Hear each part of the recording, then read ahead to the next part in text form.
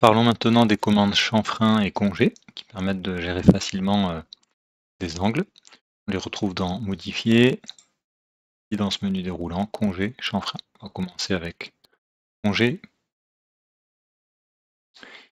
Et pour ces commandes particulièrement, il est important de regarder la fenêtre de commande.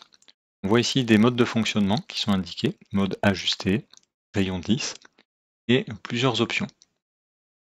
Le rayon ici est capital, le congé va appliquer un arc de cercle. Alors, tout de suite l'appliquer entre ces deux traits, premier clic, deuxième clic. Et je vois ici un arc qui a été créé.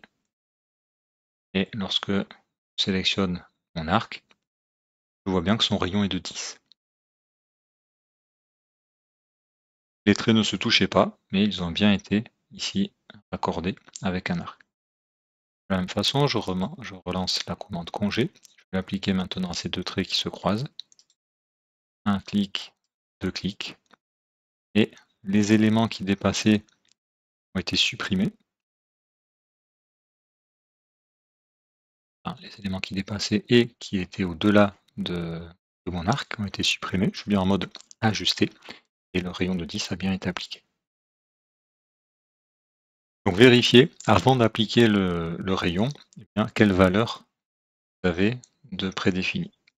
Si vous avez besoin de le changer, ça se passe au niveau des options, donc vous regardez ici, rayon, et juste en dessous, vous avez dans les différentes options, rayon avec un Y majuscule. Y, entrée. Vous pouvez redéfinir ici le rayon. 15 par exemple. Et lorsque vous appliquez le congé, eh bien, vous aurez bien un rayon de 15. C'est ce qu'on va faire avec un autre exemple, et aussi une autre option.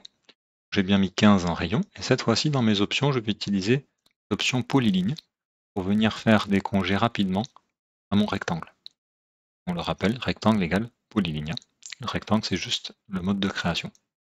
Donc, polyligne ici, P, entrée,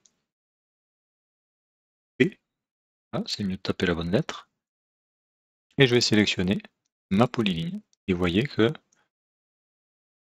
les jonctions de segments ont été à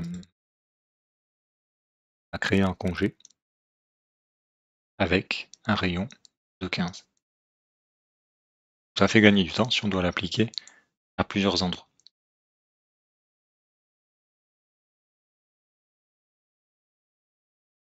Je vais prendre une polyligne,